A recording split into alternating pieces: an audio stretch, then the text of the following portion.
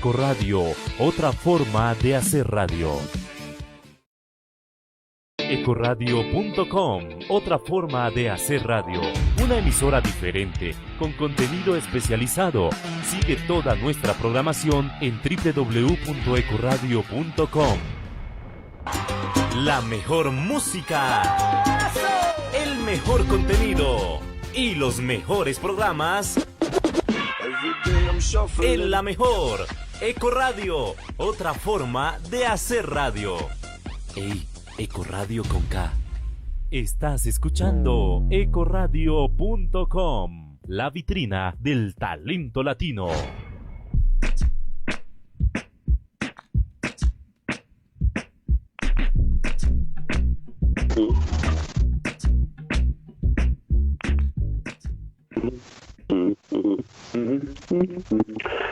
Buenas noches, bienvenidísimas y bienvenidísimos a nuestro tercer capítulo de Neo Sapiens.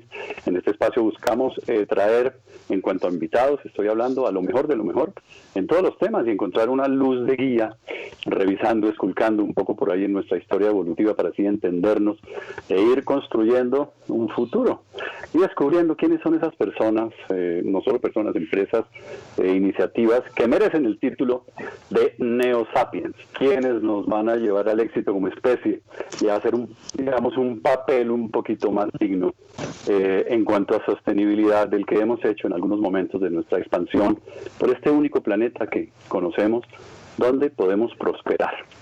Les voy a leer una gota de poesía para empezar. Dice así: Padre, dígame qué le han hecho al río que ya no canta. Padre, dígame qué le han hecho al bosque que no hay árboles. En el invierno no tendremos fuego, ni en el verano lugar para escondernos. Sin leña y sin peces habrá que quemar la barca y arar entre las ruinas y encerrarnos con muchas llaves. Padre, antes de que llegue el verano, esconda todo lo que encuentre vivo. Del cielo lloverá sangre porque andan rondando por ahí monstruos de carne y gusanos de hierro. Padre, salga y dígales que usted nos tiene a nosotros y que no tenemos miedo. Pero por favor salga, porque son ellos quienes están matando la tierra. Son ellos quienes nos han declarado la guerra. Este es un fragmento de un poema de Juan Manuel Serrat, que canta en catalán y a veces lo traduce para el público y es bien emocionante. Yo lo vi alguna vez, tuve la suerte. Una de las cosas que queremos descubrir, o más bien describir hoy a la gente que a lo mejor no se ha metido en el tema, es cuáles son esas manifestaciones de esa terrible palabra, guerra, que tiene varias acepciones cuando hablamos de deforestación, porque ese es el tema de hoy, de este territorio que termina siendo una guerra declarada finalmente en contra de los ecosistemas de bosque, y de haberla, porque también desde algunos puntos puede ser discutible, pues quiénes son los actores de esa guerra. Claudia Calao, buenas noches, bienvenida también a este espacio de optimismo, y hoy estamos optimistas porque el reporte anual del IDEAM, que como muchos expertos además lo estaban vaticinando, pues hoy hubo un Facebook Live, ¿no?, del Instituto de Hidrología, Meteorología y Estudios Ambientales IDEAM, y dijo que ha disminuido, ¿verdad, Claudia? Como después vamos a ver las cifras, pero sí, un saludo a Claudia Calao. Una buena noticia, buenas noches a todos, que redujo la deforestación un 19%. Entonces, pues vamos a pasos cortos, pero ahí vamos. Vamos a hablar entonces de la selva, de frontera agrícola, de áreas protegidas, de normativa, vigilancia, control, de todo, a ver si tenemos tiempo. Me gusta empezar por la palabra padre, que es la que utiliza nuestro poeta, que indudablemente nos inspira sabiduría. Situándonos en este tema central a todos los programas, el progreso evolutivo del Sapiens, a ver si descubrimos que merecen ser neosapiens. Eso acoge desde luego la sabiduría ancestral y la actual normalidad, para ver si entendemos desde aquí hacia dónde es que tenemos que ir. Carlos Rodríguez es biólogo de la Universidad de los Andes, magíster en planificación del desarrollo regional y urbano del CIDE. Ahora se llama diferente ese curso, ¿verdad, Carlos? Es también doctor en ciencias naturales. Ya lo vamos a estudiamos juntos, ya soy viejito. Sí, señor. éramos compañeros de pupitre, imagínense el honor para mí. Es también doctor en Ciencias Naturales de la Universidad de Ámsterdam y trabaja hace 40 años con comunidades indígenas en temas de conocimiento tradicional y diálogo de saberes. Y es el director de esa maravillosa fundación Tropenbos Colombia, por la que no hay una sola persona que tenga cercanía con el tema de ecosistemas y de comunidades que no adore esa y no los admire. Carlos, usted es un hombre de ciencia y en el mundo estamos y nos hemos instalado, por supuesto, como especie dominante con todos nuestros derechos a ser felices, a ser prósperos. ¿Qué le ha dicho a usted el contacto con estas comunidades del Amazonas, sobre todo del Amazonas, en cuanto a compaginar ese saber con la gestión clara y poderosa, en la medida en que nos dan presupuesto, que hace la ciencia hacia lo que llamaríamos un paso digno del Sapiens por la Tierra? Gracias, Víctor, gracias por invitarme, compañero de pupitre. Y yo creo que aquí va por orden de edad estricta, entonces, ¿qué dicen los papás? Pero ¿qué dicen los abuelos? Y en las comunidades indígenas es muy claro qué dicen los abuelos. Y lo que enseñan siempre es un término muy lindo, que es la palabra de consejo. Y la palabra de consejo recoge todos estos conocimientos ancestrales para vivir bien, decía uno de los abuelos, para vivir bueno, que es lo que se acerca a nuestros conceptos actuales de buen vivir. Y esto está basado en un cuerpo de conocimientos que han generado las comunidades indígenas, pero en una serie de principios ecológicos y culturales que son los que armonizan la relación con la naturaleza.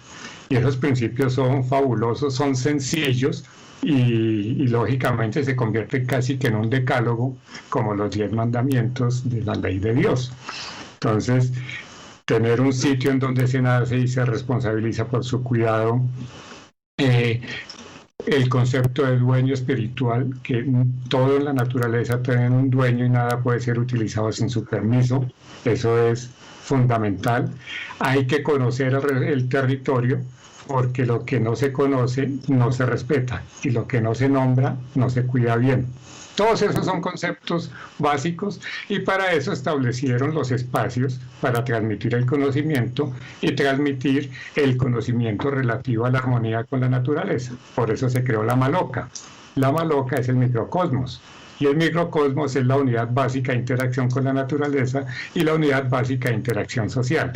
Y de ahí en adelante viene toda otra serie de principios que regulan esas relaciones armónicas con la naturaleza.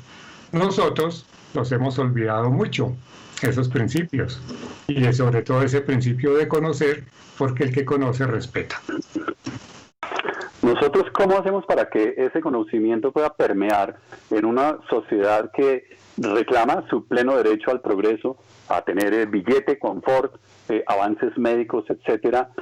¿Cómo le hablamos a la gente que quizás no ha entendido cómo habla la naturaleza? Es una pregunta además oportuna para este momento absurdo, delirante que vivimos. Claro, es que ahí vienen, y además es un debate desde siempre. ¿Qué consideramos nosotros desarrollo? ¿Qué se considera bienestar? ¿Qué se considera buen vivir? Entonces, si consideramos desarrollo y progreso, y en este caso, directo por los compañeros presentes aquí, si consideramos desarrollo y progreso tumbar la selva y acabar el bosque, pues estamos bastante equivocados de nociones también de bienestar y bienestar con la naturaleza e inclusive bienestar económico. Entonces uno pretende cambiar conceptos y darle nuevas dimensiones. Entonces dice, no, los servicios ambientales, sobre todo ese concepto de pago por servicios ambientales. Pero bueno, el bosque tiene su dimensión. Y además tiene una dimensión poética como comenzaste esta charla. Entonces, tenemos que volver a pensar los conceptos del buen vivir. No los hemos pensado lo suficiente. La selva también produce bienestar. Conocer la selva, interactuar con ella, produce bienestar. Y esas lecciones de ética ambiental que nos dan las comunidades son las que hemos olvidado. Entonces, ¿qué tenemos que hacer? Volver a escucharnos, oír a las comunidades indígenas, establecer diálogos de saberes de tú a tú, súper respetuosos, y considerar todos estos saberes en una construcción colectiva con nuestros saberes, que no son tampoco todos malos ni nada por el estilo, que también son válidos, también tienen profundidad y sofisticación, pero en un buen diálogo, porque tenemos que buscar la armonía, y en el Neo Sapiens yo creo que tenemos que buscar esas nuevas armonías, porque lo colectivo, el trabajo por lo colectivo y la construcción colectiva, eso es fundamental. Mi experiencia un poco entrevistando campesinos en frontera agrícola es que ese pago por servicios ambientales les da un poco de miedo. Por el momento les produce un poco de miedo porque los hace sentir que es una cosa inmediata, transitoria, y reclaman la presencia de un Estado más fuerte hacia el futuro. Y reclamaría eso una conjunción, una convergencia del conocimiento técnico, científico, la academia, etcétera, etcétera, y por supuesto la administración y el gobierno, con esa sabiduría ancestral para generar una frontera agrícola. Rodrigo Botero es el director de la Fundación para la Conservación y el Desarrollo Sostenible. Él es zootecnista, aunque a mí me da la impresión, con toda seguridad, no sé si me va a contradecir, pero me da la impresión de que esa zootecnia quedó un poco atrás y su camino tuvo un giro significativo. Tiene maestría en desarrollo sostenible de sistemas agrarios, ciencias agrarias y ambientales, y es exdirector territorial de la región Amazonía-Orinoquía en parques nacionales naturales. Y ha pasado media vida en esa región, que ha sido objeto de todo tipo de agresiones ambientales y cuya marca se ve desde Plutón. Se ve cualquier cicatriz y cualquier mal manejo de los bosques, pero él no la vio desde Plutón, él la vio como desde 11.000 pies de altura. Yo no tengo ni idea de aeronáutica, pero hizo un sobrevuelo por esa región. Rodrigo, buenas noches, ¿cómo le fue en ese sobrevuelo? Rodrigo estará por ahí, no sé si tenemos comunicación con él. Sí, aquí estoy. Ah, ok. Hola, Rodrigo, gracias. Sí, me oyó un poquito mi referencia a todo eso. Claro que sí. Ok, perfecto. Bueno, entonces, una breve referencia, porque después entraremos en preguntas sobre el tema ya concreto de deforestación, pero una breve referencia de cómo fue ese antecedente y por qué se animó a subirse a un avión y volar de Chiribiquete hacia abajo, la Araraquara, toda esa región tan afectada por esto. Claro que sí, Víctor. Yo soy hijo de un geógrafo que desde que era muy pequeño me enseñó una cosa que se llama fotointerpretación. Y desde que era muy pequeño a mí me cautivaba tremendamente ver un aparato increíble que se llama estereoscopio, que me parecía como viajar a través de una realidad desconocida, y sobre eso se ponían fotografías aéreas en las cuales el par estereoscópico te permitía ver el relieve y esas cosas. Eso lo hice desde que era muy niño. Nunca me imaginé que eso fuera a marcarme la vida, y efectivamente tú dices lo de la zootecnia, eso fue probablemente algo que me sirvió después para entender el por qué la planeación agropecuaria del país no funciona, a mi juicio. Y después retomé esto de la fotointerpretación en esto que estoy haciendo ahora, que es un poco utilizar sensores remotos, como es el caso de la aerofotografía, y combinarlo con estas ciencias tan modernas que es la utilización de las imágenes de satélite. Es por eso que lo hago.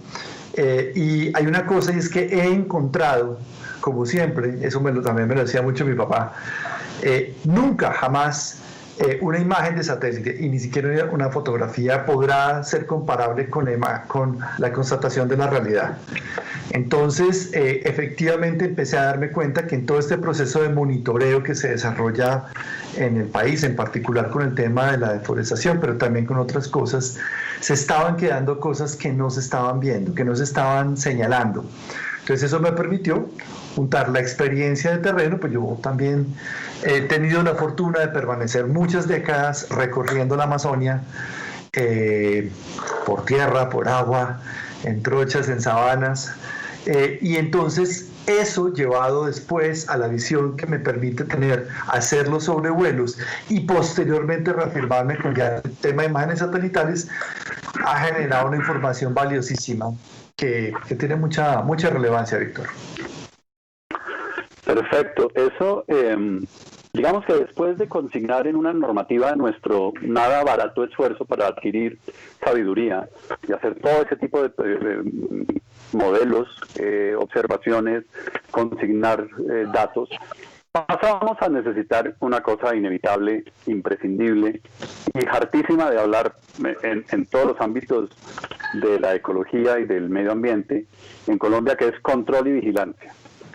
Nuestra normativa en muchas partes tenemos una normativa inmaculada, figura en una cantidad de acuerdos y de leyes, pero de pronto aparece, qué sé yo, 245 barcos chinos pescando en Malpelo o en Galápagos. En ese sentido, nuestro padre, y nuevamente haciendo referencia a nuestro poeta, es el Estado. Rodrigo, usted en alguna oportunidad yo le leí una frase, no sé si se la oí en una presentación, y dijo: en la Amazonía no hay Estado. ¿Cuándo dijo eso y por qué? Lo peor es que la oyó bien, Víctor. Sí, la oyó bien. Pues, a ver, ahí sí pues me va a poner usted a hablar de cosas. Víctor, yo creo y siento que históricamente la región amazónica ha sido vista como un monte lejano, en el mejor de los casos, el cual es solamente un área de extractivismo, un área de fieras salvajes como la que tiene Claudia detrás de su silla, ¿cierto? Llena a veces de paleantes, ¿cierto? De grupos armados, indígenas incivilizados. Y bien, de alguna manera esa visión centralista de lo que significa la Amazonia se ha venido reflejando en la forma de construir Estado. Primero que todo, perdiendo más de las 2/3 partes de la región amazónica en nuestra historia, perdidas con nuestros vecinos fronterizos. Ese es un primer elemento que hay que recordar. Lo segundo, si ustedes se acuerdan, era la época de las intendencias y comisarías, cuando los gobiernos centrales nombraban una especie de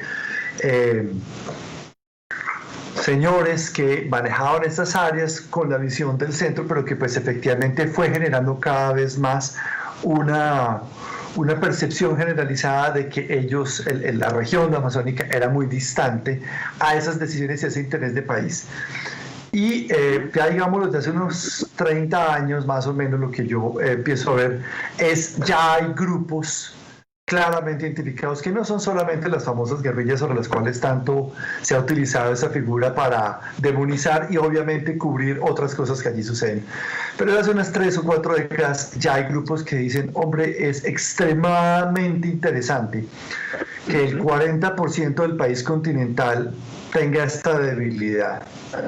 Y entonces hay una serie de grupos que empiezan a trabajar en función de crear poderes regionales que tienen unos expresión política, otros expresión armada, otros expresión comercial lícita, otros comercial ilícita. Tienen una cantidad, digamos, de manifestaciones y de formas que van consolidando una forma de poder, ¿cierto? Segundo, una forma de transformar el territorio. ¿Sí? Y tercero, una forma además de ganar la población. Y la población, digámoslo claramente y sin ningún tipo de, digámoslo, de reato y de filtro, dice: hombre, esto es mucho mejor de lo que me ofrece ese Estado central, que ni me da justicia ni me da derechos y cuando llega me da duro.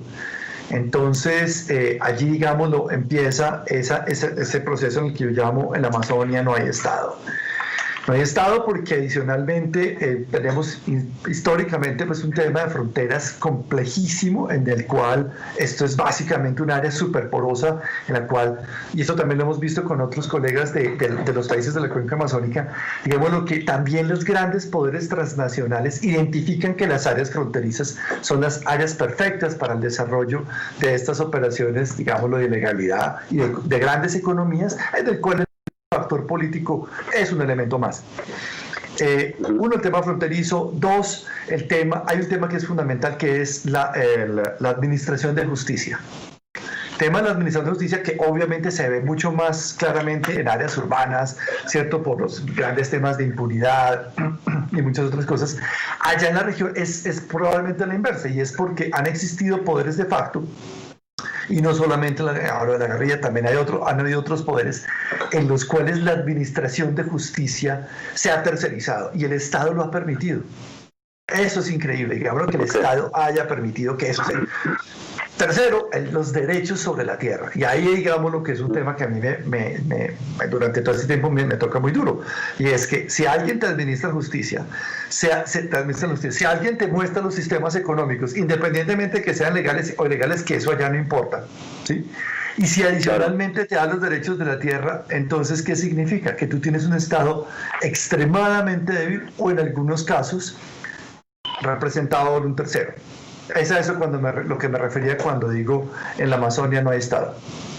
Exacto, la radiografía es un ordenamiento territorial anárquico, no consecuente con la estructura ecológica, no consecuente con el costo, que ahora le voy a preguntar algo de eso a Carlos porque tiene un trabajo espectacular sobre eso, el costo de reparar selva versus hacer una proyección de cifras sostenibles antes de tocarla, que es el tema con el agua, que es el tema de el principio de una organización que me encanta que se llama Nature Conservancy, es el comienzo de ellos, es ese. Entonces vamos a dejarlo por el momento para presentar a nuestro siguiente invitado, pero se nos queda para el tema de después lo que es absolutamente central, y es cuántos metros cuadrados hay para cada ser de la Tierra y cómo es lo que llaman ustedes la carga al territorio, y eso lo lleva a uno a un tema complejísimo que es el crecimiento demográfico, porque uno oye que los números son muy halagadores, pero todos los días ve que el territorio no alcanza. Claudia, otra vez buenas noches, porque ya la saludé hace tanto tiempo que tengo que volverla a saludar. Sí, se demoraron mucho. Ella nos va a presentar a nuestro siguiente invitado, que es un testigo de tantas y tantas cosas, con su fabuloso lente agudísimo. Ahí está Claudia Calado González. Hola, para mí es un placer estar con ustedes el día de hoy, con Rodrigo, con Carlos, y bueno, y mi siguiente invitado, que es Federico Ríos. Digo mí porque yo quise que estuviera en este panel, no solo porque es un fotógrafo documental del New York Times, National Geographic, sino que en su último trabajo recorrió el Caquetá, Guaviare, Meta, esos 3 departamentos que han sido tan golpeados con el tema de la deforestación, y allí es donde se ven más sus consecuencias. Y le decía yo a Federico cuando lo contacté para que estuviera en el programa, que realmente las fotos que él tomó lo desarman a uno completamente, porque lo tocan a uno el corazón cuando uno ve lo que estamos haciendo con el Amazonas.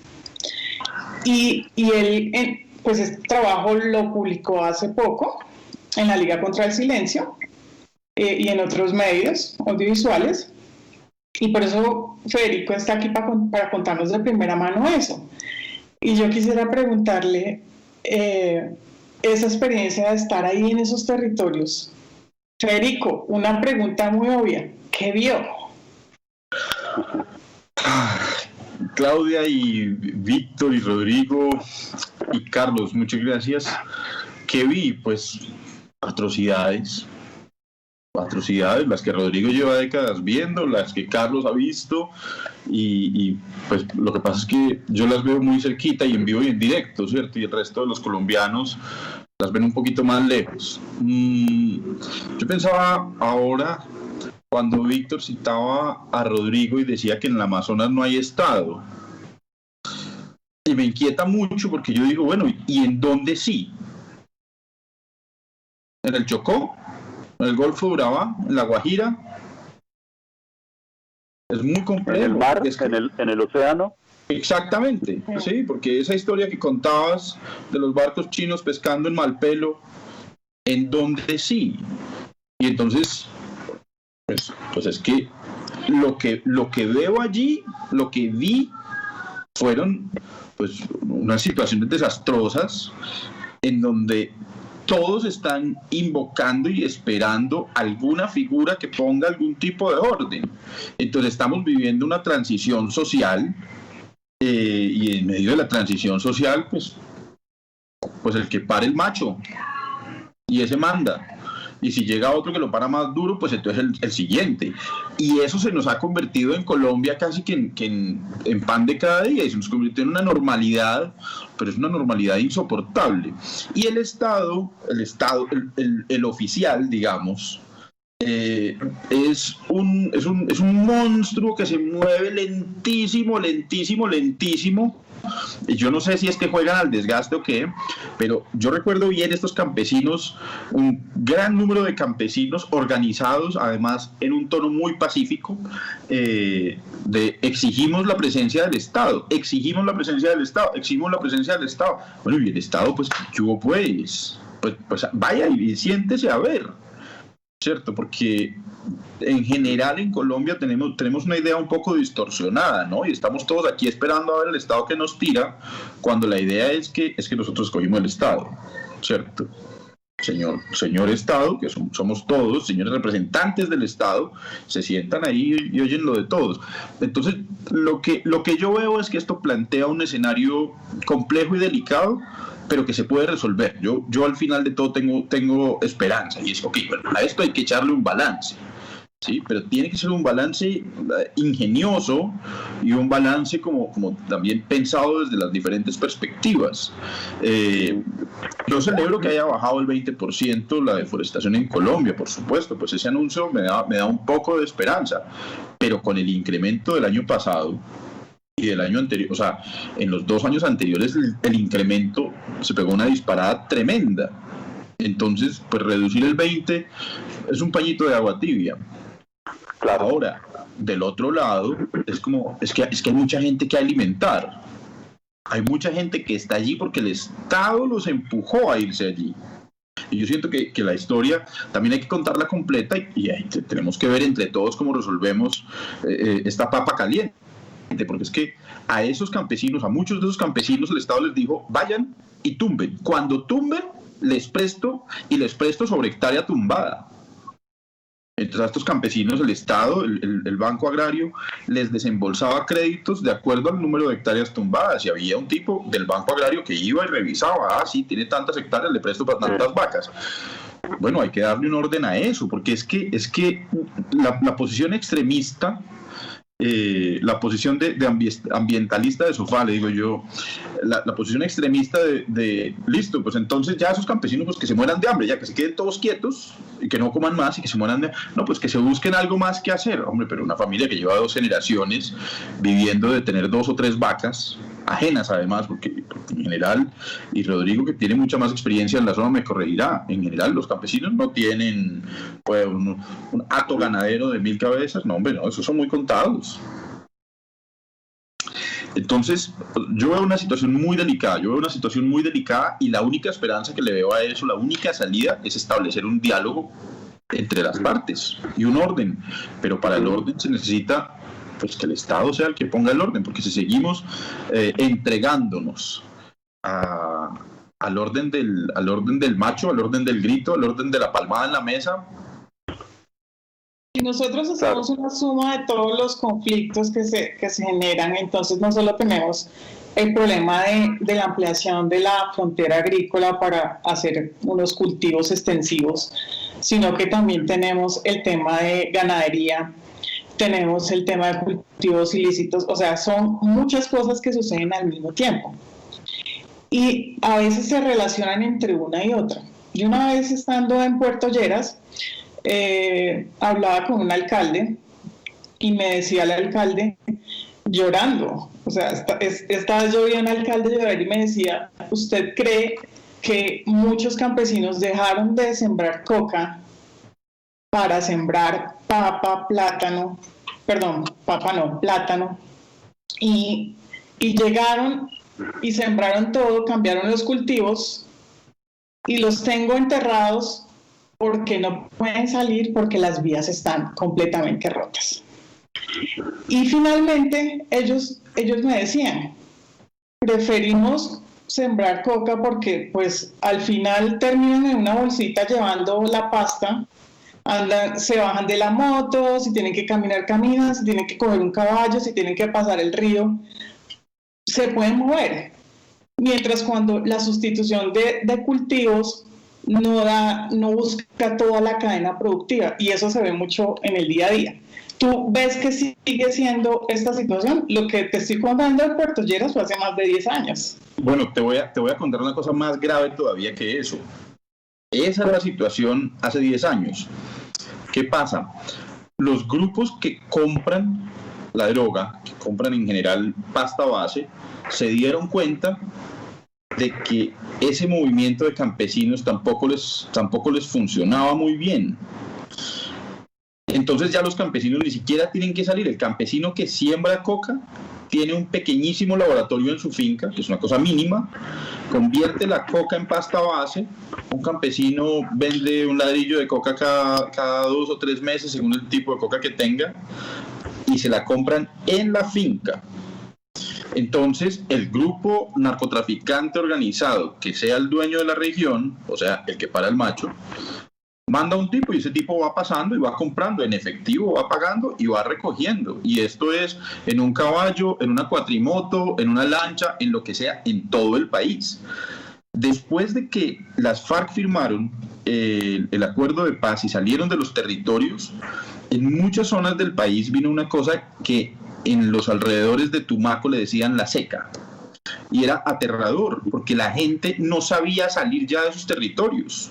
Entonces la gente se empezó a quedar con la coca, y los compradores, como no tenían la seguridad que antes les ofrecía el grupo armado para entrar a las zonas, los compradores no estaban entrando por los ríos. Entonces la gente tenía coca, no tenía comida y no sabía qué hacer con la coca porque no sabían a dónde ir a venderlo, porque el comprador entraba siempre a sus fincas. Y eso es parte, eso lo vi muy fuerte en Tumaco, pero eso pasaba en el resto del país. Entonces ya ni siquiera el que cultiva coca sale porque vienen y se la compran a domicilio en su finca. Entonces, en este momento, muchos campesinos están sin producir comida, produciendo coca, no tenemos una infraestructura vial que funcione de nada, no tenemos unas políticas de mercado del agro lo suficientemente sólidas como para proteger a los productores. En medio de la pandemia hemos visto un montón de gente está botando comida, los cultivos se arruinan. Entonces... Y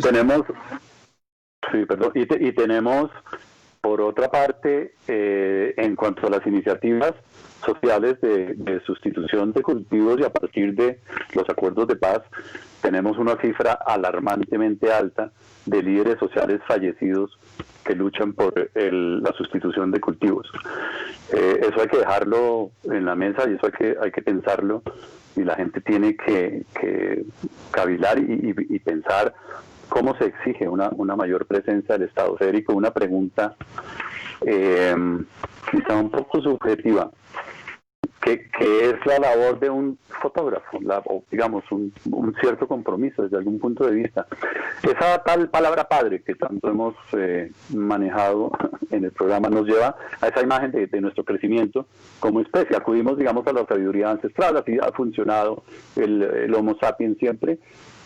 Así funciona la educación, la tradición oral, la ciencia, el arte, la técnica, las religiones, el pensamiento místico, como hablaba Carlos, que me parece interesantísimo, por ejemplo, la comparación de esas religiones que son en general politeístas y la que domina en Colombia. Pero pongámonos por un segundo en los zapatos, muy probablemente de Marca, de una adolescente del Poblado, de su ciudad, o de Rosales, en Bogotá, o del Prado, en Barranquilla, que es una generación que está viendo claramente que sus padres tal vez no crearon unas verdaderas políticas de desarrollo sostenible que se estarían implementando ahora, y eligieron a cambio acumular riqueza y ser felices al poseer cosas. ¿Cómo le hablaría usted con su lente, con sus imágenes, a una persona así, para inducirla quizás a lo que manda en este momento la nueva normalidad, que es una vida quizás más austera y más sensata y más consciente? Pues es que yo siento que hay lenguajes muy modernos, ¿no? Ahora los memes, ahora los GIFs, todo esto genera unas dinámicas de comunicación muy fáciles, muy efectivas, muy rápidas, y nosotros somos pues parte de una generación anterior que estaba en otro canal, en otra onda, ¿no?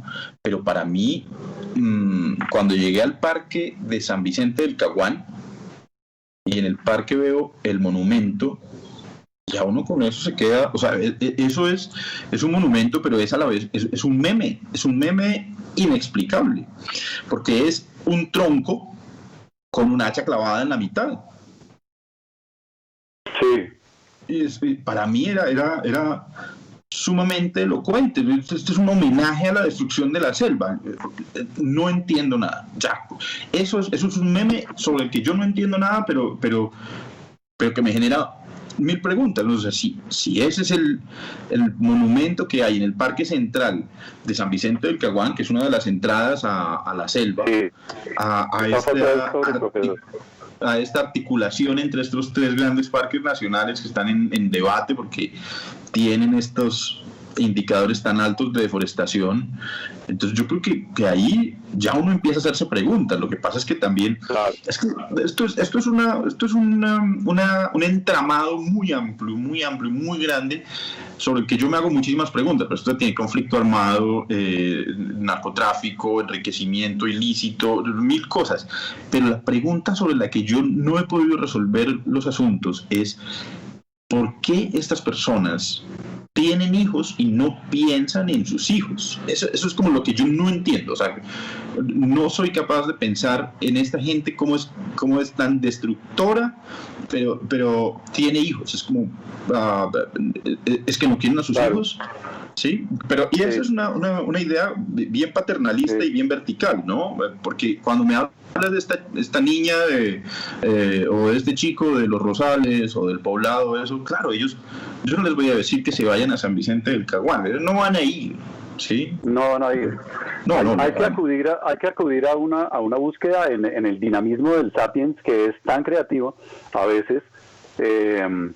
Siempre que hablamos del Sapiens sale masculino, y me disculpo por eso, pero pues no hay una manera diferente. Pero digamos, sale ese tema, que es que esa enorme creatividad también va acompañada de esa enorme codicia. Y entonces lo que sí reclama el momento es un dinamismo hacia otro lado, porque es el pasar del tiempo el que hay que ir asimilando, y a veces el Homo sapiens se pellizca tarde, ve el cambio climático cuando le llega, o la emergencia climática cuando le llega el agua a la puerta de la casa. Y le quiero preguntar a Carlos. Me gustaría preguntarle a Carlos lo mismo, pero diferente. O sea, tú ya le preguntaste a Federico por el que está en Los Rosales, por el que está redondear una cosita. Es el cambio de tiempo que me trajo la imagen del hacha, me trajo el himno paisa, tiene el hacha, ¿no es cierto? También. Y hay una comunidad, y Carlos tal vez me contradice, no sé si estoy recordando mal, pero son los Sandoque, que además de paisa pasamos ellos se llaman paasía o algo así, y no lo sé pronunciar bien, y se llaman la gente del hacha. Ok, entonces yo quería preguntarle a Carlos que está... Es el cambio de tiempo el que tenemos que asimilar, porque en un momento dado sí era un símbolo de prosperidad, de desarrollo, de valor en el asentamiento. Entonces, Carlos, ¿qué nos dice de ese cambio que se hace tan necesario ahora? Pero quiero complementarle con algo a Carlos.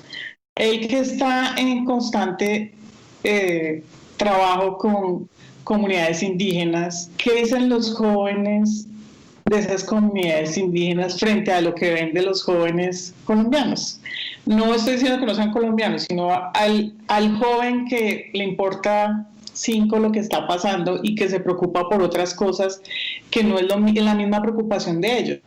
Porque gracias al trabajo que han hecho en Tropenbos han logrado que muchos jóvenes mismos de comunidades indígenas se preocupen y quieran conocer más de todo su tema cultural. Me gustaría saber eso, Carlos. Muy bien. Tienes que prender el micrófono.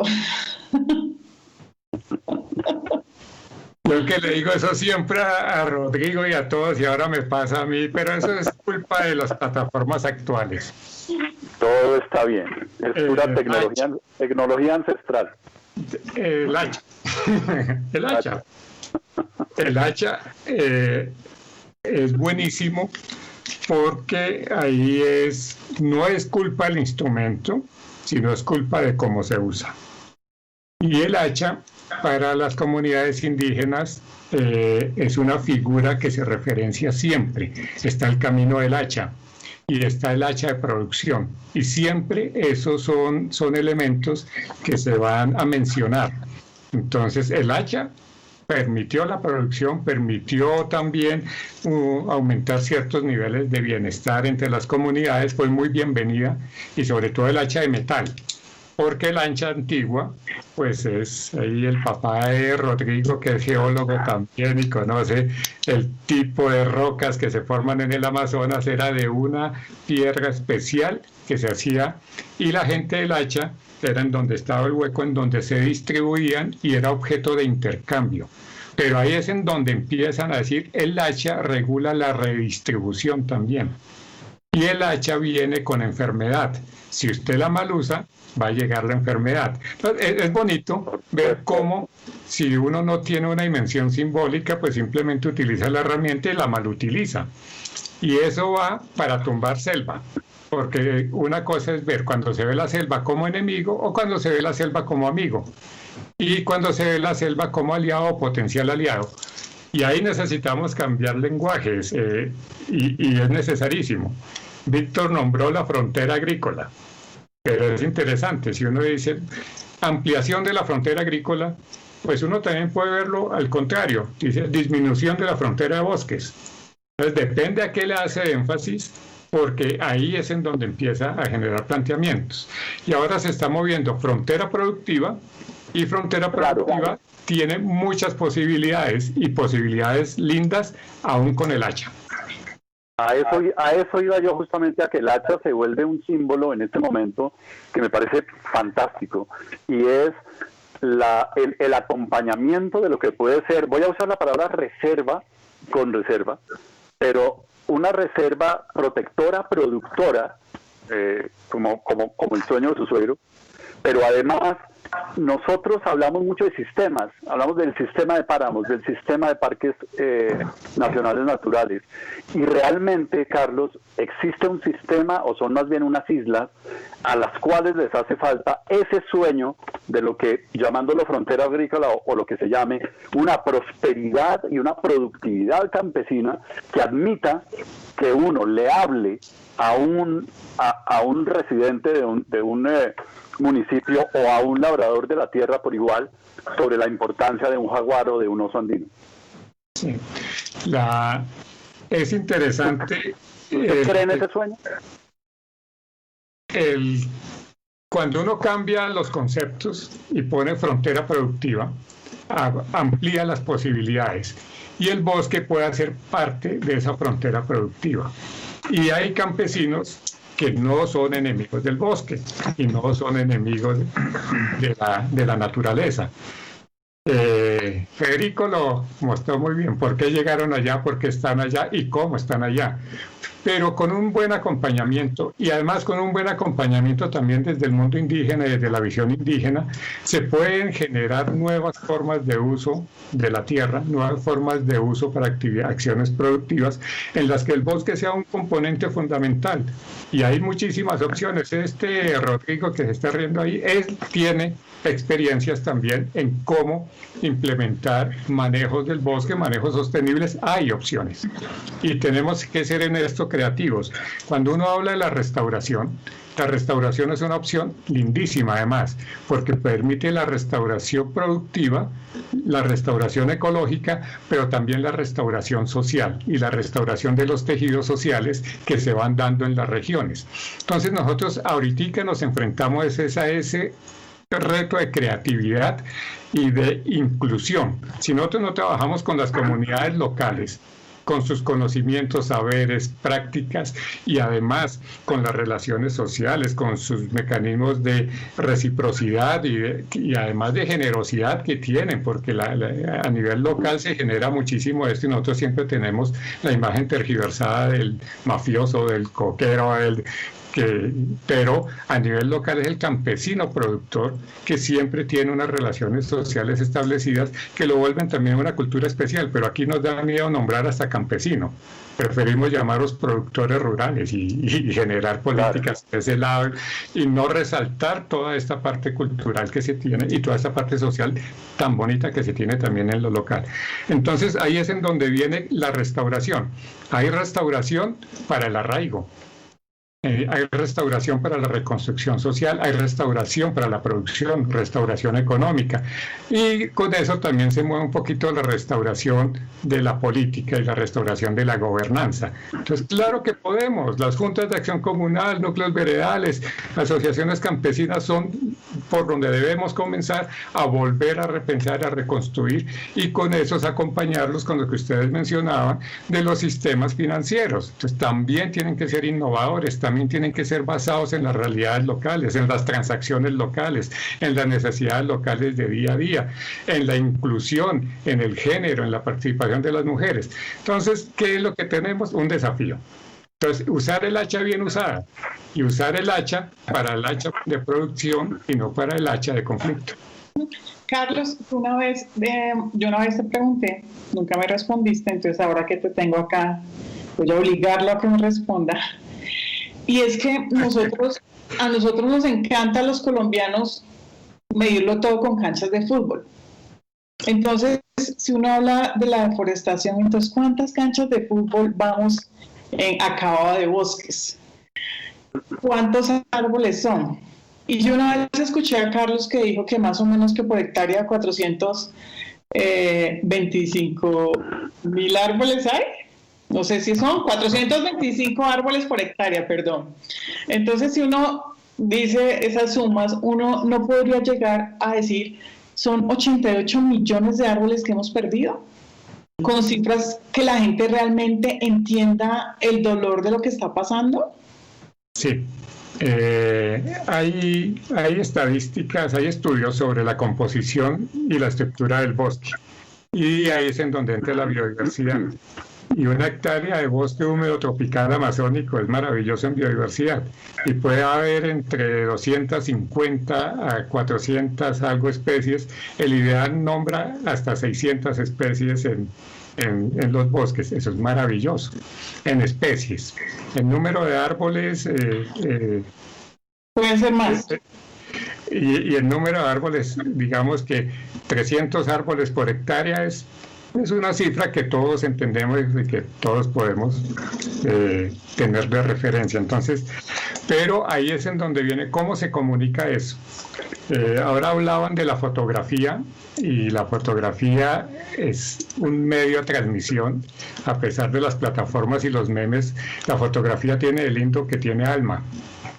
Y el alma sensibiliza, y el alma emociona, y cuando emociona tanto transforma. Entonces esas imágenes a nosotros nos ha hecho falta ponerle más arte y más comunicación a todos estos problemas para generar mejor sensibilidad. Pues ahí bienvenidos los Federicos y los miles de artistas que puedan contribuir a mandar estos mensajes, Claudia, porque sí, una cancha de fútbol es un referente. Y yo siempre he querido poner el referente al revés, llenar una cancha de fútbol de árboles. Vamos a llenar el estadio, el campín llenos de árboles para que la gente se imagine. Y en lugar de jugar fútbol vamos a ir con un hacha y lo terminamos y lo tumbamos y al final lo quemamos. Eso es lo que está pasando cada 5, cada 10 minutos en el país. Esas son imágenes muy fuertes. Pero, o de acuerdo, perdón que lo interrumpa, compañero, o de acuerdo a ese principio de bioética de lo positivo, más bien invitar a la gente a que pase en un campo de fútbol lleno de árboles y entienda la comunicación que se tiene ahí, que además hoy en día están todos esos estudios acerca de la comunicación que tienen los árboles en sus raíces y como una comunidad tal que es brutal. Que es lindísimo además, porque todo está conectado y es ahí donde llegamos. Un solo árbol puede tener más de 200, 250 relaciones ecológicas. Eso es una maravilla. Entonces, poderlo comunicar, y ustedes que vienen del mundo del arte, ahí sí que los necesitamos. Estos informes como el de hoy que disminuyó 20%, sí, eso está muy bien, pero pongámosle más arte, más comunicación para que esos mensajes nos lleguen de una manera más proactiva y que ahí sí lleguen a la pregunta tuya, Claudia, ¿cómo llegar a los jóvenes? Pues de esa manera, los jóvenes de hoy en día son mucho más sensibles al medio ambiente. Es toda una paradoja, pero sí hay una conciencia ambiental grande. Yo no sé si será Greta y de ahí en adelante, pero los jóvenes tienen ya mayor comprensión también de toda esta crisis ambiental. ¿Cómo era que ya dicen? No lo llamen problemática, pero llamen la crisis, como se debe llamar.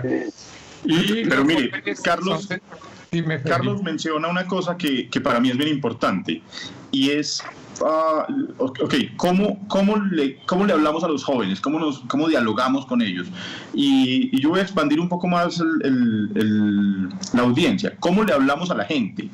¿Cómo hacemos que la gente entienda las dimensiones de la problemática? Y a mí lo del estadio me parece interesante, pero es que mire, si uno vuela en Colombia, los vuelos, digamos, que hace la mayoría de la gente de las ciudades, Medellín, Bogotá, Cali, Bogotá, Bogotá, Barranquilla, Santa Marta, Cartagena, en ninguno de esos vuelos uno tiene una vista total del bosque, de la selva, en ninguno. Entonces, lo que es normal en la cabeza de la gente, incluso en los viajes en avión, es un montón de parches de deforestación, y eso es, o sea, la gente está, no, pero pues no es tan grave, mire, ¿sí? Y la gente entiende, o sea, la gente, porque es lo que hemos visto toda la vida. Uno va en la carretera y en la carretera lo mismo, o sea, hay parches muy pequeños de bosque en las carreteras principales. O sea, es que hace falta chuparse la selva que se ha chupado Rodrigo y que se ha chupado Carlos, para entender lo que es la selva densa. Correcto. ¿Sí? Porque es que mire la trampa de la analogía que plantea Carlos. Ponemos un estadio de fútbol en el Campín, en Bogotá, lo llenamos de árboles. Imagínense ustedes si si delimitáramos el espacio de una cancha de fútbol en el sur del Guaviare, ¿sí? O en la Amazonía, en el sur del Putumayo. Eso es impenetrable. Ni siquiera los ríos. O sea, uno va en una canoa en donde la selva es tupida y uno no pasa. Y es un río amplio y la selva está ahí. Es que no hay forma de entrar. Entonces, si hiciéramos eso con el Campín, lo primero que asustaría a la gente es que es impenetrable. Esto es una fortaleza, pero esa fortaleza ante la motosierra flaquea, desfallece. Sí. Y es que estamos ante un tema lineal de número que a mí me preocupa siempre. El concepto en peligro de extinción, por ejemplo, es lo único que convence a un cazador de trofeos de no matar más animales, sin entender las relaciones tan intrincadas que hay de cada animal. Y quiero preguntarles, digamos, reflexionando, pienso que, o sea, cuando un presidente dice vamos a llevar la deforestación en áreas protegidas a nivel 0, tenemos muy claro que hay un problema de vigilancia y control, deberían estar protegidas por definición. Además, que ese tema de la delimitación, hablando de la frontera productiva, o como queramos llamarla, ese híbrido productivo, por donde hay paso de fauna, por donde hay productividad también, digamos que es alarmante hacer ese tajo entre de aquí en adelante está protegido, usted no me cruza más por acá, porque eso causa un temor que es muy diferente si se entiende que todo cabe bajo el abrazo de un territorio. Entonces a uno le dice que claramente no podemos proteger lo que declaramos como áreas protegidas, pero desde luego, ¿qué pasa con las no protegidas? El 30 de enero, después de sobrevolar el Parque Nacional de Chiribiquete, del cual estábamos hablando, semejante maravilla, el presidente dijo triunfantemente: quiero sembrar 180 millones de árboles. Además, antes lo había dicho en un foro económico o algo así, ¿no? Que dijo un número casi al doble. Entonces, a mí me da la impresión de que estamos acá en un concepto lineal. Si arrancamos 100 árboles, entonces sembramos 200 y salimos ganando porque los pajaritos llegan y se posan ahí, se perchan al día siguiente. Y las relaciones ecológicas de cada raíz y de cada rama de árbol son, digamos, mandan esa ecuación por el sifón, porque depende de cómo, dónde y un millón de etcétera. Sembrar 150 liquidámbar en un separador de la carrera séptima de Bogotá solo sirve para una cosa, y es que un alcalde diga: yo sembré 150 árboles en un separador. Rodrigo, ahora sí, ¿cuál es el costo de talar y reponer los árboles de un bosque versus establecer una meta desde antes de tocar siquiera ese bosque?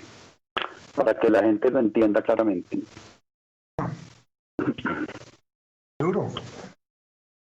Duro porque, a ver, Víctor, mira, perdón, te empaqueté otra pregunta, que es física. ¿Con qué capacidad territorial se va a hacer una siembra de esa proporción? ¿Existe o no? Y sobre todo, ¿con qué criterios de ordenamiento del territorio? Ahí le estás metiendo, bueno, ya le metiste de todo. Precisamente, pero siempre me regaña porque le meto de todo. Le va metiendo aderezo. Bueno, póngale cuidado. Pero fue a lo que vinimos, perdón. Entonces, una por una. Vamos a esa. Entonces, hay sitios, está documentado, y por ahí de Carlitos se debe acordar de la tesis que hizo Juan Guillermo Saldarriaga en el Alto Río Negro brasilero, en donde mostró que había sitios que podían demorarse hasta 70 años después de ser deforestado, volver a su estado original. Digámoslo, en términos de resiliencia hay de todo. Y obviamente, y ahí es en donde usted también está tocando el tema central, y es que, oiga, no es de que usted va tumbando y eso se regenera a la misma velocidad en cualquier parte, eso no es así. ¿Sí? Para que la gente lo entienda, y hay que tratar de hacer el gran esfuerzo, mientras estemos más cerca de los Andes va a haber unas condiciones, ¿cierto?, de clima y de geomorfología y de suelos que probablemente van a permitir que la regeneración sea más rápida y por lo tanto haya una restauración potencial relativamente más efectiva. En la medida en que nos vamos acercando hacia Chiribiquete, es que es algo que la gente ya tiene en la mente. Chiribiquete es el área perimetral del cratón, del escudo guayanés. Si tú tienes el afloramiento del escudo guayanés, ¿sí?, ahí ya te cambia por completo la película, porque entonces estamos empezando a entrar ya en unas zonas en las cuales las posibilidades de sedimentación y de meteorización se dan es por elementos muy viejos del escudo, más lo que se genera en materia orgánica por el tema de los bosques. ¿Qué quiero decir con esto? Que la resiliencia aquí es mucho más baja. Entonces los procesos de recuperación ante el disturbio en las áreas es totalmente diferente. Y pues obviamente decir que no, que tranquilos, que es que aquí tumbamos un poco, por eso hablan de la famosa deforestación neta cero. Aquí vamos a deforestar, pero aquí lo rellenamos con restauración. Eso no funciona así, o sea, eso no es así. El otro aspecto que es crítico, Víctor y compañeros, es que ya estamos pasando no solamente de las áreas, otra vez, del piedemonte en las cuales nos hemos movido en los últimos 30 años, del 90 al 20, ¿sí?, sino que ya en este momento efectivamente estamos pasando la línea del escudo. O sea, ya hoy por hoy sí estamos tocando la línea del escudo, estamos tocando las áreas de mayor sensibilidad y las de mayor biodiversidad. ¿Sí?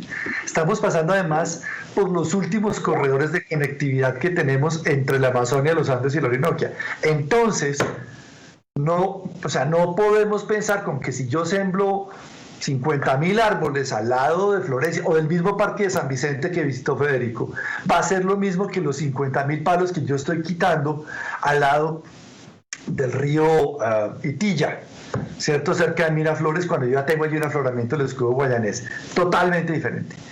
Entonces, el costo es muy alto, extremadamente alto, las velocidades de recuperación, las posibilidades efectivas. Ahora, tú tocabas el tema de capacidades. Pues ahí soy muy pesimista, extremadamente. Entre otras cosas que eso lleva a un asunto a veces un poco perverso, y es, hombre, si la gente no tiene apoyo técnico, acompañamiento, procesos de cofinanciación, la gente local, comunidades locales, entonces esto ¿a dónde nos lleva? A la empresa privada, ¿cierto? Y entonces allí puede abrirse, digamos, un escenario que, si bien a veces se puede dar unas alianzas interesantes entre comunidades y grupos empresariales, también se puede dar para que haya grupos empresariales que lo que estén viendo aquí es un gran negocio.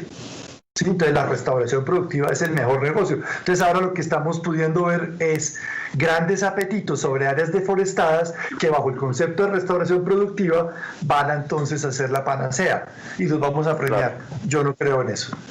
O sea, ¿en dónde se hace? ¿Por qué se hace la restauración? ¿Por qué no nos devolvemos entonces? Y ahí el tema, Víctor, que tú tocabas. O sea, el tema crítico aquí es ordenamiento territorial. Y esto aplica no solamente para la restauración, aplica para todo. Por eso, digámoslo, si bien a mí me gustaron los números del informe de hoy, lo que no me gustó fue la interpretación y el análisis que se hace. Ahí es donde definitivamente no comparto. Y no comparto porque a mí me parece que está siendo extremadamente blando, por no decir otra cosa, con el tema del ordenamiento territorial. Entonces, ¿cómo podemos estar, uno, diciendo que el tema de la ganadería es un problema de malas prácticas? ¿Perdón? ¿Malas prácticas? Eso no es un tema de malas prácticas. Ahora que me van a decir que con ponerle un arbolito encima de una vaca, entonces ya tenemos ganadería sostenible y la podemos hacer en cualquier parte. Eso no es así. Digámoslo, aquí hay un tema que ya se ha propuesto inclusive en el documento que hicimos para el Ministerio, ¿cierto?, de la evaluación ambiental estratégica del arco de deforestación. Dijimos, perdón, aquí lo que tienen que hacer es concentrar, ¿cierto?, y focalizar las áreas de ganadería, elevar su productividad en unas zonas muy específicas que reducen más del lo que actualmente está ocupado, que además es un factor que ustedes bien lo saben, lo que está es siendo un mecanismo para asegurar la apropiación de tierras. Ese es el punto real. Entonces aquí no leemos entonces un tema de malas prácticas. Y por el otro lado, está con el tema de la agroindustria. Entonces, así como hablamos de restauración, tampoco es un tema de que entonces ahora haya una agroindustria con buenos estándares y buenas prácticas en zonas en donde nunca se debe hacer agroindustria, sino lo que son bosques, y bosques nativos además.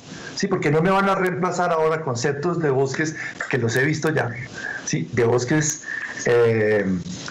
monoespecíficos, literalmente eucaliptos, entrando ahora hacia la región amazónica. Entonces estamos cumpliendo con la meta de los 180, y entonces qué barraquera. No, así no es. Ni es en la Amazonia, ni es en los resguardos, ni es en los parques el camino para decir que entonces ahora, con un proceso que me va a pasar por la faja todo el ordenamiento territorial, además con un elemento adicional, que si yo hago el estudio comparativo, que lo hemos hecho con el Brasil, Perú y Ecuador, un elemento que es fundamental para Colombia en su pelea política de cuál es la Amazonia que queremos ver para la siguiente generación, es que aquí tenemos una definición de frontera agropecuaria. Es un concepto que tiene una validez importantísima y no podemos perder. Esa definición de frontera agropecuaria tiene que volverse vinculante para todos los sectores. Total. La pelea está ahí. Ahí es donde está la pelea. Entonces, si usted ve las causas del informe, entonces métame ahí ordenamiento territorial y frontera agropecuaria para el sector de infraestructura vial, porque también la infraestructura vial es el otro elemento que juega en la pata de la apropiación de tierras. Lo hemos dicho muchas veces y ahí tenemos nuestros datos.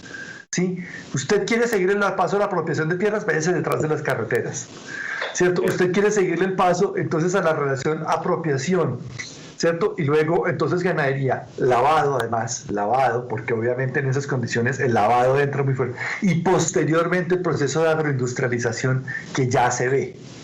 Entonces, Ojo porque no podemos minimizar y, digámoslo, simplificar tanto un proceso y una estructura tan compleja que, como decías tú en la primera pregunta, ¿por qué es que no hay Estado? Pues es por esto, porque entre otras cosas tienen la capacidad de hacer un proceso de apropiación que empieza en la punta, lo dijo Federico, con gente que siembra coca, que tumba, que vende un pedazo de predio, que vende unos pastos, sí, lo que sea, pero que poco a poco va empezando a entrar en un ciclo en el cual se va transformando y poco a poco hoy empieza a ser parte de una gran matriz productiva con visión agroempresarial, que es lo que hoy en día algunos gobernadores nos están vendiendo. Entonces, ahí ya está bien. No, así no es.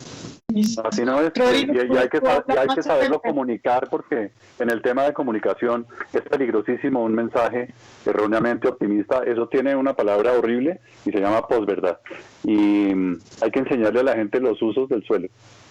Sí, Rodrigo, una cosa muy importante de tema de conectividad ecológica, y es que tenemos muchas áreas protegidas en Colombia, pero yo no recuerdo quién dijo este término, pero yo creo que sí es verdad que tenemos como una esquizofrenia ambiental.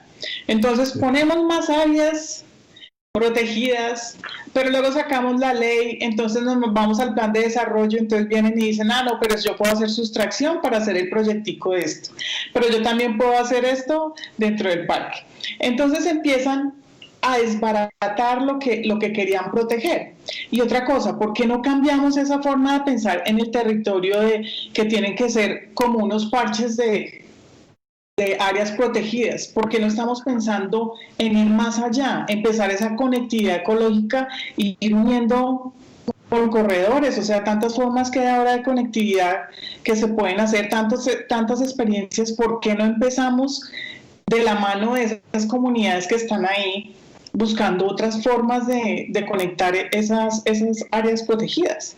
Pero yo voy a traer un tema, porque es que esa idea que plantea Rodrigo y que enlaza Claudia me parece muy interesante, me parece muy importante, pero yo siento que a esa sopa le hace falta el ingrediente principal, y es cómo hacemos para organizar un equilibrio entre esas áreas que queremos proteger y esas personas que o ya viven ahí o están tan desesperadas que solo ahí encuentran una opción de vida, ¿sí? Porque es que el cocalero o el que va a ir a poner una vaca por hectárea no es un tipo que tiene para tumbar 20 hectáreas y sembrar 20 hectáreas de coca y sacarle a eso 60 o 80 kilos de pasta base al año, o ir a poner un potrero con 30 vacas.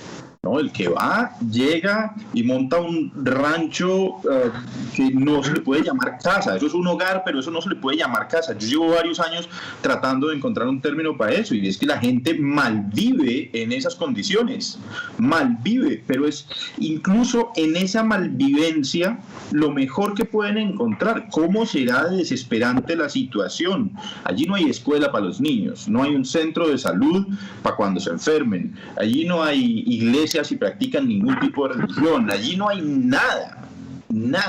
Y para muchos colombianos ese es la mejor alternativa, sin nada. O sea, es como, mire, hay una dicotomía muy seria cuando uno presenta fotos en Bogotá. Entonces yo me voy a estas comunidades, yo ando bastante el país y estoy en las zonas rurales y en las ciudades, la gente ve las fotos y romantiza inmediatamente. Dice, ay, y esos niños sí se dan cuenta del paraíso en el que viven. O sea, eso es un nivel de romantización que nos tiene jodidos, porque no somos conscientes de que cuando esos niños tienen que caminar 1 hora de su casa a la escuela, si hay escuela, eso es una tragedia horrible. La selva es una belleza, pero yo me arrimo mucho a la definición de la selva que tenía Werner Herzog, que decía que la selva no era ningún tipo de paraíso, sino que eso era un sitio abandonado por Dios, incompleto, y no había sido terminado de construir. Y Herzog pues hizo este par de películas en la selva tan dramáticas y tan fuertes, pero es que le tocó vivirla de la forma dura. Entonces, claro, la selva vista desde Bogotá en una foto o en un video se ve muy hermosa. Por allá lejana, cuando uno tiene que sudarla y aguantarse el zancudo y poner el toldillo y ver a dónde es que uno va a ir a orinar de noche, que no lo pique la culebra, entonces allí la selva adquiere unas dimensiones diferentes. Entonces es muy importante esa conectividad de la que habla Claudia, por supuesto, eso es fundamental. Es fundamental el tema de la frontera agrícola. Se me pasa el término que usa Carlos, ahí perdonarán mi poca profundidad en el asunto, pero sobre todo para mí es ¿qué hacemos con la gente? ¿Qué hacemos con la gente? Porque es que ahí hay una cantidad de gente. Entonces, ¿de qué manera nos articulamos con esas personas? Porque cuidar ese sitio, cuidar esos sitios, no puede ser a costa de ir a matarlo. Ahí está, yo creo que el ingrediente principal de la sopa de Federico, desde el punto de vista, digamos, uniendo un poco todas estas condiciones, esos ítems que hemos ido enumerando, que es bien difícil ordenar. El ingrediente fundamental al final del día es la proporción, es el número. Hay muchas cosas por las que nos agarramos todos los días socialmente, como la costumbre de comer carne o no comer carne, como hacíamos una referencia a eso en el programa pasado, y vamos a hacer un programa sobre eso, sobre el tema de nutrición, y cómo ya el tema maltusiano no existe, pero al mismo tiempo seguimos viendo, bueno, si vamos a escribir un tratado sobre un ensayo sobre el principio de población, ¿cómo se escribiría hoy en día? Y entonces la capacidad de recuperación de la naturaleza es exactamente de lo que se trata la sostenibilidad. Por supuesto, eso suena obvio, pero todos los días lo violamos, y eso nos lleva al tema demográfico. El tema demográfico es complicadísimo. Como decíamos antes, uno lee los ensayos, ve las manifestaciones de los técnicos, de los científicos, y dicen que la población de la Tierra está descendiendo a un punto en que finalmente va a ser sostenible. Pero si uno pasea esos territorios que hemos paseado, que ustedes han paseado tantas veces, mucho más que yo, que por ahí he estado, pero también uno habla con la gente y está al tanto de cómo le vibra a uno el futuro. La pregunta para los tres es, partiendo además de una base que se me ocurre, y es biológicamente, y con una gota de humor y con mucha de amargura, ¿la relación del Homo sapiens con la biosfera es parasitaria? ¿De qué le sirve a la Tierra que estemos ahí? ¿Y cómo hacemos para llegar a respetar eso? Me gustaría que empezara Carlos con su visión sobre la biología del sapiens, y qué va a pasar, cómo vamos a hacer para en un momento dado determinar, porque esa guerra por el territorio hay que focalizar de dónde vienen, o a lo mejor tranquilizar a la gente y decirle, mire, no, el mundo está descendiendo en su expectativa de carga, y a lo mejor sí vamos a poder ser felices. ¿Estoy siendo tremendamente ingenuo o no? No lo sé, pero esa es como la última pregunta para los tres. Carlos Rodríguez, mi compañero de pupitre. Es que de eso no me pude copiar de usted cuando teníamos esos debates en la universidad, entonces ya no me acuerdo. El problema demográfico siempre ha sido un tema que se ha tocado para la Amazonia, desde la arqueología, y de hecho, para volver al paraíso ilusorio de Betty Meggers, que si da para más población, que los nuevos descubrimientos arqueológicos también muestran una población muchísimo más grande que la que hay en la actualidad, etcétera, etcétera. Pero digamos que en el fondo la discusión básica es, claro, hay límites y hay formas de bienestar con las comunidades dependiendo de los sistemas de producción y de la relación que se establece con la naturaleza. Yo sí creo que la selva puede producir mucho bienestar. Lo que pasa es que llegar a la selva sin conocerla, y sin conocerla también ancestralmente, implica un desafío grandísimo. Y eso es lo que lo lleva a uno a malinterpretarla y a mal usarla y a transformarla. Cuando uno dice la selva, es que es terrible la selva, los animales, la culebra, todo eso. Entonces, claro, la selva es vista también como un enemigo, pero la selva puede ser un gran amigo y de hecho ha sido un gran aliado, pero se necesita esa base cultural y ancestral para poder interactuar con ella de la mejor manera. De eso tenemos nosotros que aprender mucho. Y de ahí es en donde tenemos que generar las nuevas relaciones también. Con las poblaciones rurales hay mucho. Hay ya procesos que son visibles, que nosotros le hemos llamado la indigenización del colono, porque el colono se da cuenta que los indígenas viven bien, conocen la selva y sacan buen provecho de ella sin transformarla completamente. Entonces también adquieren pautas de esas, como las de la chagra, la biodiversidad de la chagra, los cultivos y esa seguridad alimentaria que esto promueve. Entonces tenemos que llevar ese concepto a una escala muchísimo mayor. Nosotros tenemos que debatir mucho y tenemos que trabajar mucho en construir esas nuevas visiones. Y no hay discusiones desde hace mucho rato del nuevo hombre amazónico, los sistemas productivos amazónicos. Todos estos los tenemos que llenar de más sentido todavía y sobre todo de más práctica y de más evidencia para mostrar que son viables. Porque si seguimos teorizando, y esta discusión, Víctor, sigue siendo un poquito teórica, ¿qué pasa el mundo sin gente? Y también se llega a la naturaleza, no nos necesita. No, necesitamos establecer una muy buena ética relacional con la naturaleza, una muy buena concepción de respeto e interacción con ella. Y sí, obviamente, quitarnos de la especie dominante y de la especie transformadora y de la especie única que no. Eso, nosotros somos parte de la naturaleza, que también es otro de esos principios ecológicos y culturales. El hombre no está por fuera de la naturaleza, sino es parte de ella. Entonces, por ese lado podemos solucionar, o podemos por lo menos enfrentar y empezar a construir estas nuevas visiones de éticas relacionales con la naturaleza. Bajarle al antropocentrismo dominante y promulgar por entender que tenemos todo el derecho a defendernos entre nosotros como especie, que es algo que perdimos en los años 60, 70, es que ya empieza a ser tanta la competencia que la gente empieza a matar a su hermano por el éxito. Entonces, pero es de la discusión esta del antropoceno, que también se lleva al capitaloceno. Tenemos que generar una nueva ética en todo caso. No podemos seguir destruyendo como estamos destruyendo. De acuerdo, pero quiero decir que tenemos derecho a poblar la tierra, porque también el ecologismo, que lo llaman así extremo, es como que hay que permitir que casi que promulgar porque desaparezcamos.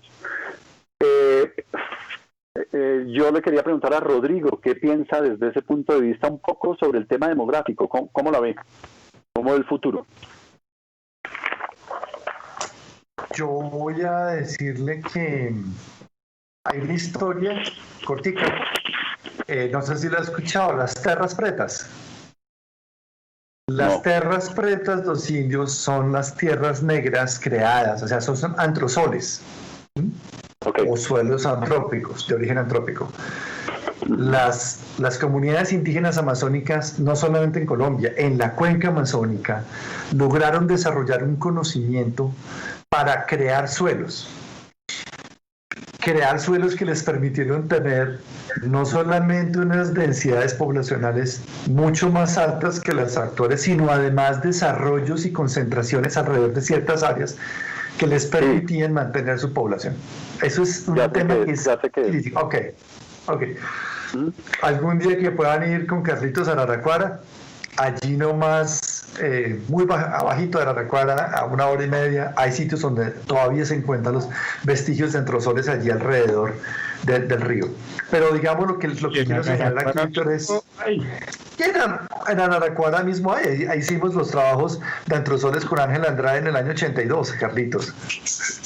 En Chiribiquete encontramos también vestigios de antrozoles sobre el río Mesay. O sea, para decir aquí es, perdón, hay un gran conocimiento el cual no hemos acudido y entonces hay que mirarlo. Entonces, ¿por qué esta gente tenía la capacidad de crear suelos?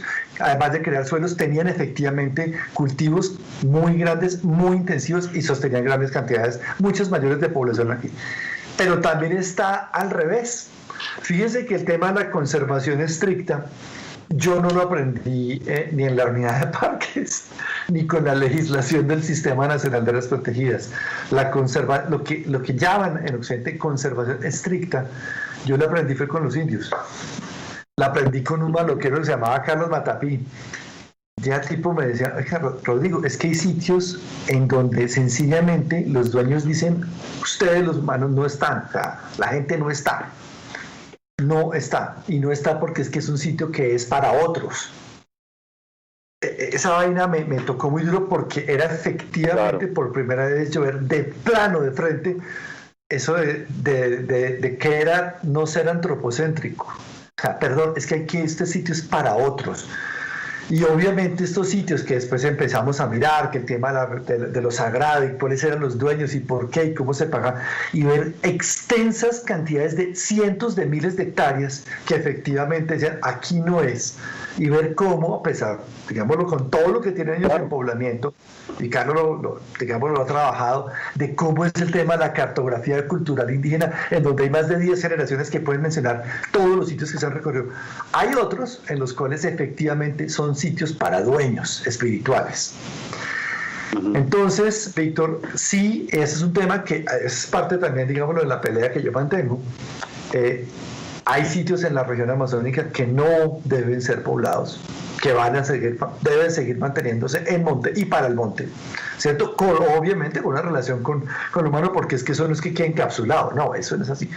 Pero también hay otros sitios en los cuales pueden haber otras posibilidades. Le voy a dar dos casos concretos en los cuales la discusión está. Yo llegué en el año 85 a San José del Guaviare. Sí. Le cuento una cosa, en esa época había más población en el Guaviare que la que hay hoy. ¿Sí? Y después, 30 años después, hay más deforestación y probablemente menos de la mitad de la gente que había en ese entonces en la zona rural. ¿Qué quiere decir?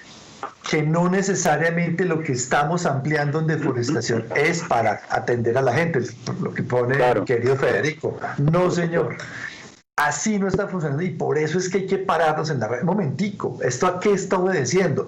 Entonces, ¿por qué termina sin decir que no podrían y debemos llegar a que algunas áreas protegidas las manejemos con gente? Y cuando hablo de gente, descarto el tema indígena porque eso ya viene funcionando hace mucho tiempo. Si no estoy hablando también de gente campesina. También es cierto que las áreas no pueden ser entonces ahora el refugio de una reforma agraria que otros no tienen aplazada para seguir con sus grandes fincas. Que ahí es donde está la otra gran pelea. Entonces, ¿por qué afuera grandes fincas y adentro entonces la gente de la que habla Federico? Entonces, creo que, el tema de poblamiento hay que discutirlo en detalle y es qué tipo de poblamiento, en dónde se hace y cómo se hace. Pero además de poblamiento es distribución y el tercero, uso. Con respecto al uso les cuento a Claudia y a Víctor dos cosas. Claudia, yo estaba en el año 2008 en Puerto Lleras y en Puerto Rico haciendo esa erradicación de coca.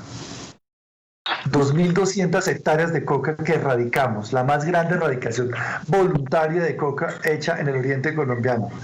La hicimos entre el comisionado de paz y la guerrilla, en plena gestación de proceso de paz, en otro gobierno que nadie hubiera dicho que se hubiera hecho, pero se hizo ahí. Y me pasó eso que tú estás señalando. O sea, yo vi tapizados esas bodegas de esos pueblos que eran de coca, tapizados de maíz que no sabíamos a dónde vender. 30 años después, cuenta Carlitos, ahora tenemos un grupo de lo que son los hijos de esos señores que en el 2000 hicimos la erradicación. Y nos dicen, mire, ni me voy a coger al monte otra vez las armas, no quiero. Tampoco me voy a ir a raspar, ni a montarme a meterme a traquetear, no lo voy a hacer. Y tampoco me voy a ir a coger un taxi a Villavicencio, ni a Florencia. Me voy a quedar aquí, en el pedazo de tierra que me dejan mis papás. Y estoy convencido además que el tema ese que ustedes nos están contando de los árboles sí es nuestro futuro. Esta vaina es por aquí. Pero ¿saben dónde está la pelea más berraca? Ya no es ni con la disidencia que puede ser por aquí, ni con los paracos que vienen al otro lado, ni con los mafiosos que nos están ofreciendo cosas. Mi pelea es con mi familia. Porque mi familia dice, está bien, yo dejo que usted se meta en esa cosa de los árboles, pero le digo una cosa y voy a transcribirlo textualmente porque no ha sido una, sino cientos de veces. Nuestros padres nos dicen que eso de los árboles es o para los indios o para las mujeres. ¿Qué ¿Por quiero qué para señalar las aquí? mujeres? Porque es para ellos lo que es una cosa despectiva, en la cual no se utiliza la fuerza bruta, desbaratadora, destructora del bosque, que además después se ve en relación con el manejo de los animales, ¿cierto? Del ganado, que es una cosa en donde el gran macho está generando su poder. Esa otra vaina de andar cogiendo es que fruticas de unas palmas y subiéndose por ahí unos pájaros como micos. Eso no es para nosotros, eso es para ese otro grupo que, ojo, mira lo despectivo que hay allí en esa, digamos, esa concepción intrínseca que tienen de que esa transformación no corresponde a ellos. Entonces, ¿qué estamos mirando aquí, Víctor y Claudia? La necesidad de una transformación cultural. Cuando yo trabajé en Guatemala, en las concesiones forestales comunitarias más exitosas que conozco en toda América Latina, lo que más me impresionó fue que ellos mismos decían que se requerían por lo menos 2 generaciones para poder cerrar el ciclo y dejar de ser comunidades que alguna vez fueron ganaderas y con esa mirada no solamente antropocéntrica, sino muy judeocristiana, de que la selva se domina es tumbándola y acabándola.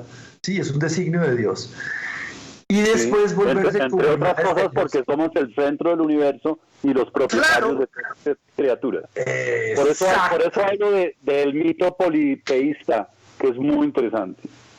Correcto. Entonces cierro allí diciendo que, fíjate, y hoy por hoy, Claudia, la proporción que tenemos de usuarios del bosque en estas comunidades campesinas entre la Macarena, Guaviare y Chiribiquete, son mujeres de una nueva generación que van emberracadas pero con toda, ¿sí? Haciendo este proceso de transformación cultural. Entonces también eso nos indica algo, Víctor, que es muy jodido aquí, y es trabajar con perspectiva de largo plazo. O sea, claramente, y eso también Carlos es testigo porque lo vivimos con él, los chicos, los niños, que yo me acuerdo cuando llegué al monte, los niños que se bañaban con nosotros en estos ríos y salían con nosotros a hacer prospección dentro del bosque, son los muchachos líderes indígenas que hoy en día están dando la pelea por el mantenimiento de esa cosmovisión y esa forma de usar el bosque. Con los que no pudimos hacerlos, hoy en día o están muertos, están cogidos en Tefé por narcotráfico o se fueron a la guerra.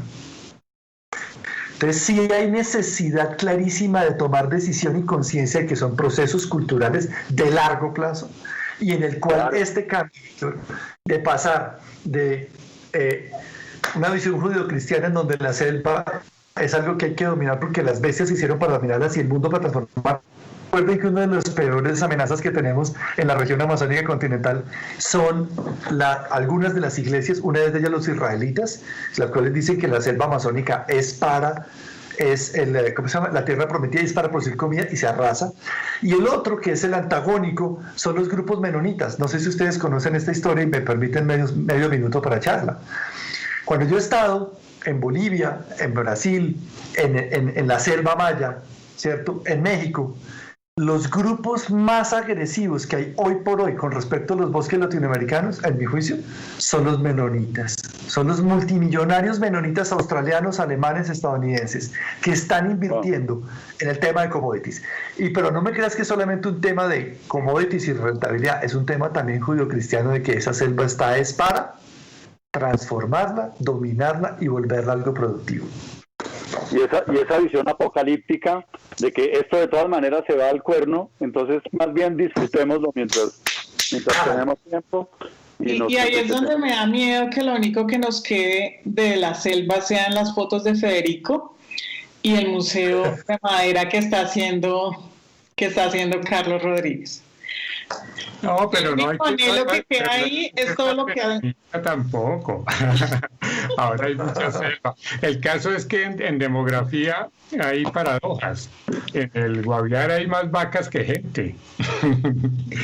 y ahí En la Amazonia hay más vacas que gente. En la Amazonia en general hay más vacas que gente, pero podemos pasar y transformar la cultura de la vaca a la cultura del bosque y a la cultura del bienestar. Ahí nosotros tenemos insumos y propuestas para hacerlo también. Ahí hay que ponerle un poquito más de optimismo al asunto. Claro, Hay que crear, Voy a tener que hacer crear más un foco, cambio. no sea que se cumpla la profecía de Claudia, Claro. entonces para tener por lo menos... claro, hay que ser optimista, pero tampoco hay que minimizar lo que está sucediendo. Digamos lo que una tendencia histórica como esta, pues requerirá también optimismo durante una tendencia del mismo plazo, ¿sí? Carlos es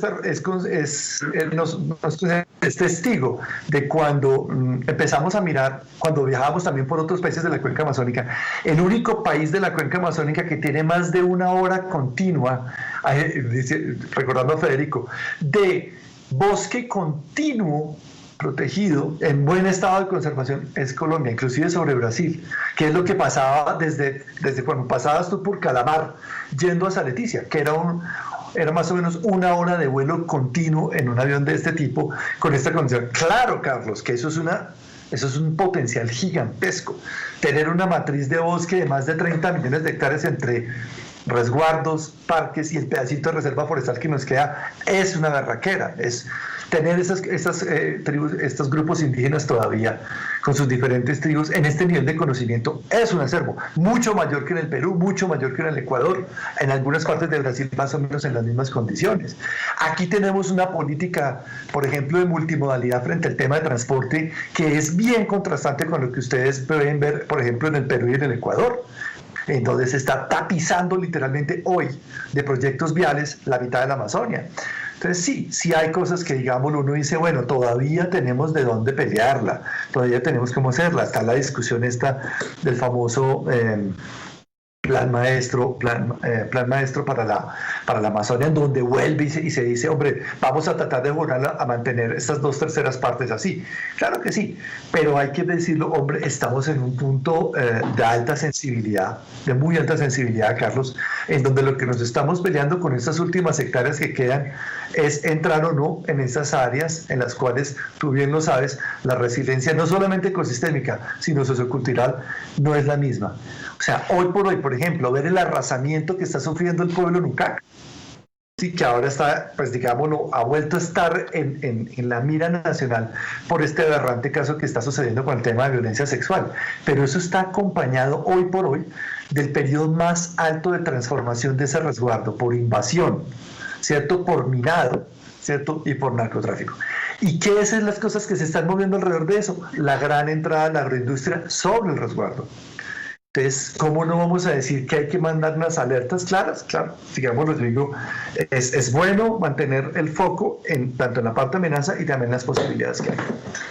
Y para ¿Cómo hacer hacemos un para- homenaje a tu papá Perdón. y a mi suegro. Es que Señor. con la selva también nos estamos jugando toda esta parte de los servicios del clima, pues no los servicios, la regulación del clima, y sabemos fácilmente que se puede sabanizar fácilmente con una disminución Eso. de lluvias, y cuando llega el punto de cambio, el del tipping point que llaman aquí, eso es gravísimo. Y ahí no hay conectividad que valga ni nada por el estilo. Nos transformamos con el clima terriblemente. Y eso es otra respuesta para ti, Claudia, de cuánto vale un árbol. Un solo árbol en la selva está recirculando más de 1 tonelada de agua al día. Y eso también hay que contarlo. Nosotros tenemos en consumo 20 metros cúbicos por año por familia. O sea que de ahí vienen los cálculos de lo que debemos tener en cuenta también para esto. Carlos, ¿cómo cuadramos la ecuación? Y en eso el Museo del Árbol, que es una especie de museo al revés, porque los museos normales son, Federico Ríos hizo estas fotografías y aquí está el legado para la humanidad y uno lo puede ver colgado en una galería, pero esto es al revés, es ver lo que hay que ir a recuperar. ¿Cómo cuadramos esa ecuación? Voy a usar una expresión que es bien fea, pero esa ecuación entre hectárea árbol, hectárea coca, hectárea vaca, hectárea agricultura, que realmente es el centro de la guerra y de la pelea por el territorio. Para ir a lo concreto, les quiero preguntar a los tres la impresión que tienen acerca de cómo abordamos. Antes hablábamos de comunicarnos con la gente, y tenemos que encontrar la manera que lo decía Federico, comunicarse, y digo yo, sobre todo con la gente que no piensa como nosotros, porque nosotros podemos estar aquí hablando de ecología y podemos hablar con los biólogos y con la comunidad científica y con las comunidades y con un Bora y un Marazana y un Huitoto, pero nosotros, ¿cómo le hablamos a esa gente que está sentada en un restaurante en Cartagena y que pide un filete de mero? Ese es el reto de la comunicación, ¿no? Salir de la burbuja, ¿no? Pues habrá que empezar a invitar aquí al diálogo a los finqueros, pero a los grandes, ¿no? A los palmeros, a mucha gente que está en esa lista de los comedores de mero. Pero es eso, hay que salir de la burbuja. Yo quiero... A mí me da la impresión de que a mucha gente... Perdón. Y tengo una pregunta que nos llegó, Víctor, de Marta Lucía Londoño, y es la siguiente, y es para los cuatro. ¿Cómo crear los cambios culturales y el cambio de visión de las personas consecuentemente a las tradiciones y actitudes de deforestación que ha mantenido Colombia? Es más o menos en lo que estábamos. Sí. Sí, pero yo pienso que a mucha gente digamos en el gobierno, en la dirigencia, por no decir solo el gobierno, le encanta el campo sin campesinos.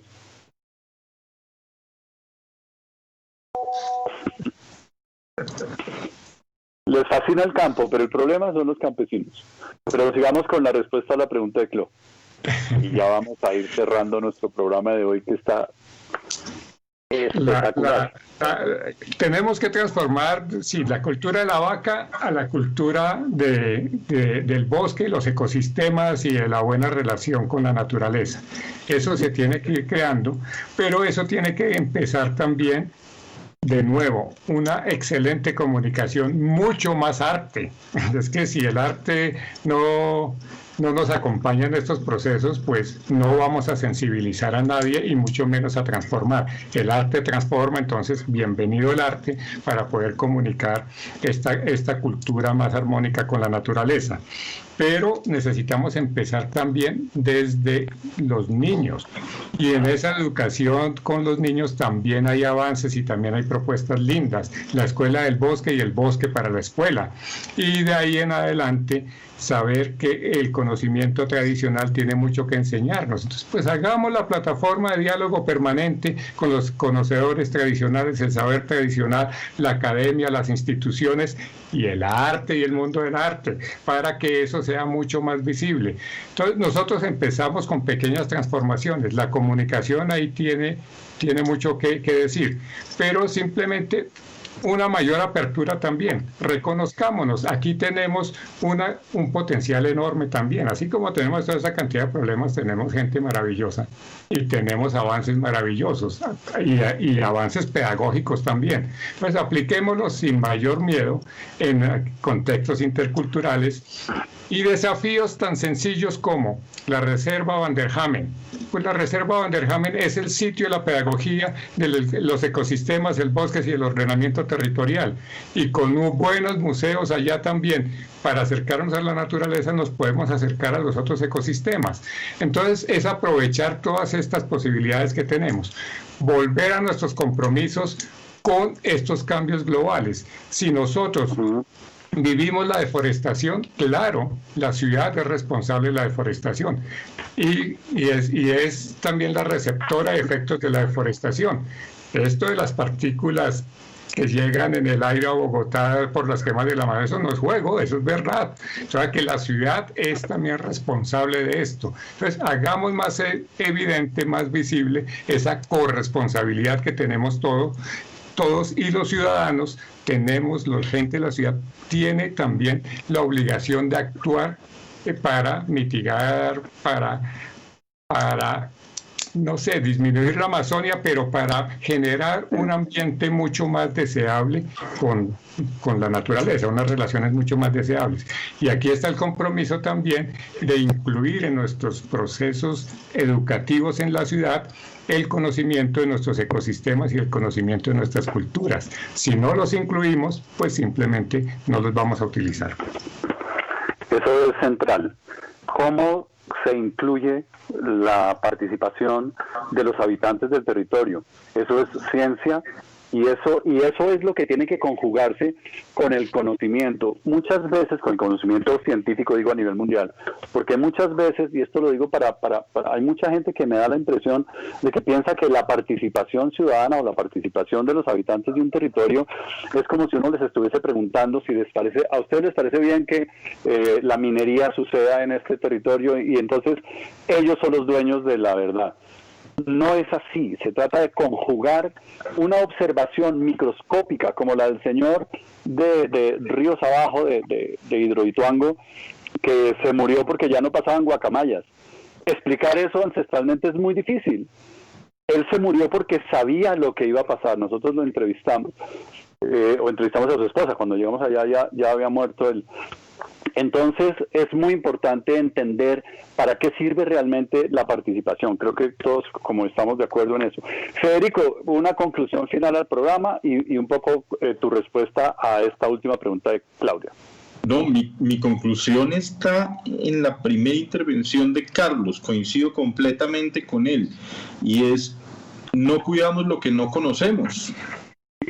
Y eso allá en la selva es que, o sea, uno hace en el último año de colegio, de todos los colegios de Bogotá, un examen de dónde queda Miraflores, Guaviare, y se rajan todos. Claro. Cierto, entonces lo que necesitamos son, coincido completamente con Carlos, herramientas pedagógicas para contar qué es lo que tenemos. Mire, yo vivo preocupado por el tema, he andado, conozco, viajo y me sorprendo con datos que son datos tangibles y datos sencillos, como lo que decía Rodrigo: 1 hora continua de selva en la Amazonía colombiana, más que en la ecuatoriana, peruana, brasileña. ¡Oh! Listo, o sea, cosas así. Ese tipo de datos de comunicación son muy efectivos, queda uno sorprendido y más enamorado. Ahí están las posibilidades. Yo siento que ese es el camino. Bueno, por eso hago lo que hago. También creo que por eso todos estamos aquí como en esta convocatoria, y es, claro, contemos. Pero no solo eso, Federico, sino que es que en una entrevista con un exdirector del IDEAM, él nos contaba que estamos en capacidad técnica de tener un monitoreo en tiempo real de cuántos árboles hay más o menos por metro cuadrado en el territorio nacional. Entonces, si somos capaces de monitorear eso, ¿por qué no somos capaces de hacer control y vigilancia? Exacto. Ok, entonces Rodrigo, por favor, cuéntenos su respuesta y no le meto más vainas, es una sola pregunta y no tiene más ingredientes, más arma la sopa. Bueno, vamos a eso. Va para eso, me encanta. Hay algo, y es, uno vive en su burbuja pensando que la gente conoce y la gente sabe lo que estamos hablando, tiene idea de la región, tiene idea de las... Paja. O sea, eso no es así.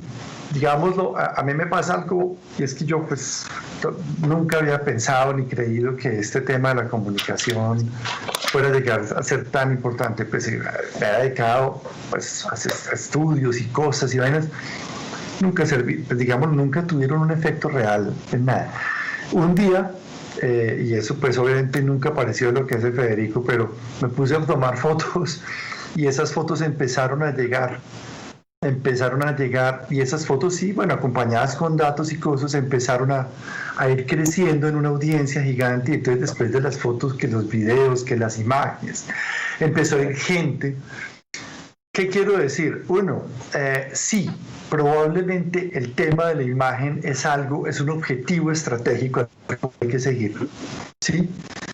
Y en temas de imágenes hay miles de formas, miles. Creo que eso es algo que tenemos que hacer. es aterrador, pero hoy por hoy vamos a tener más gente que conozca Chiribiquete a partir de la exposición que vamos a hacer dentro de pocas semanas ahorita con el Museo Nacional.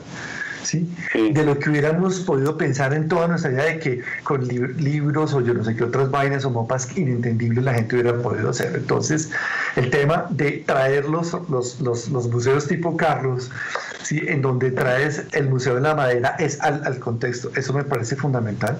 Hay que traerlo, pero traer el de la madera, el de los viejos. Eso lo hicimos en algún tiempo con Carlos y otros compañeros. Ese tema del intercambio de saberes acá, ¿sí? O sea, es el viejo acá, es el viejo compartiendo de igual a igual con los grandes sabedores de Occidente, en donde hay ese diálogo. ¿De acuerdo? El otro punto que me parece fundamental, sí, hay que tener expresión política. Claramente, esto pues, ahí estamos, digámoslo, con un faltante enorme y toca cualificar mucho más esto. Correcto. Y no dejarlo simplemente un activismo. Y hay otro aspecto y es también hablar en el lenguaje del mercado. Yo estoy totalmente convencido por lo que he visto, pues tanto lo que está pasando en el resto del mundo como lo que empieza a pasar acá, pero muy débil. Y es, tú preguntabas si el consumidor de enero, sí, y el chico de, yo no sé, del pueblo, importa un carajo. El que tenga hoy por hoy capacidad de comprar carne o comprar cualquier producto tiene que tener hoy por hoy no solamente un deber moral, sino también que el Estado debe proveer la información para que sepa si eso que está comiendo fue a partir de los 100.000 árboles que se tumbaron o no, ¿sí? Para ponerle 600.000 vacas que entraron. ¿Qué quiero decir? Hoy por hoy tenemos un acuerdo mundial que está diciendo, señores, vamos a pagarle al que no destruye ese bosque, al que no invade el resguardo, al que hace las cosas bien. Y resulta que aquí estamos metiendo las casi 2 billones de vacas en la Amazonia y no tenemos todavía el mecanismo para que la persona que va a Carulla mire en su letrerito de la libra que compra, esto de dónde viene, de dónde estoy comprando yo esto. O sea, la relación entre ordenamiento territorial, trazabilidad, buenas prácticas, ahí está, entonces en ese elemento. Entonces hay que trabajarle a cómo poder pasar la reglamentación de la trazabilidad de los productos que vienen de nuestros territorios boscosos. Ahí no hay vuelta de hoja, porque si hay algo a lo que le tengan miedo es al mercado. Y es probablemente, y creo yo, por lo menos por lo que estamos viendo en el vecindario del continente, sí es una forma en la cual esta gente, los grandes, digamos, los capitales que están detrás de estas tierras, pueden decir, un momentico, hasta aquí para. Correcto. Estoy totalmente de acuerdo en lo de la acción política basada en nuestra relación original con el territorio. Eso se ha olvidado y hay que recuperarlo. Y nada, de verdad, muchísimas gracias. Creo que a veces como agregar una frase que quiero dejar por ahí, es que hay que tener cuidado con eso que decía Rodrigo de este despliegue de lo que es un territorio como Chiribiquete. Yo creo que a veces la mayor declaración de amor que uno le puede dirigir a un ecosistema como Chiribiquete es: no te quiero conocer nunca, en muchos casos. Ya se ocupará la gente que lo sepa hacer de traernos algo de ello. Mil gracias de verdad a Carlos, a Rodrigo, a Federico. Estoy seguro de que a través de sus ojos, sus lentes y su voz, pues nuestra lucha por un ordenamiento territorial se apacigüe y dejemos de declarar, como dice Serrat, el poeta, tantas guerras contra los ecosistemas, los demás seres que los habitan y sobre todo entre nosotros. Ojalá lleguemos a tener tantas relaciones ecológicas como los árboles. Sin leña y sin peces hay que quemar la barca, dice el poeta, y quedémonos con ese pensamiento del hacha bien usada. Buenas noches. Buenas noches. Muchas gracias. Buenas noches. Chao. Gracias a todos. Bueno. Chao, chao. Ecoradio.com, otra forma de hacer radio, una emisora diferente, con contenido especializado. Sigue toda nuestra programación en www.ecoradio.com. Ecoradio.com amplía sus fronteras digitales. Por eso te invitamos a que te suscribas a nuestro canal de YouTube Ecoradio, en donde encontrarás los mejores programas, el mejor contenido y podrás escuchar nuestra señal online www.ecoradio.com, la vitrina del talento latino. Ya pueden hablar, ya pueden hablar. Estás escuchando Ecoradio.com, la vitrina del talento latino.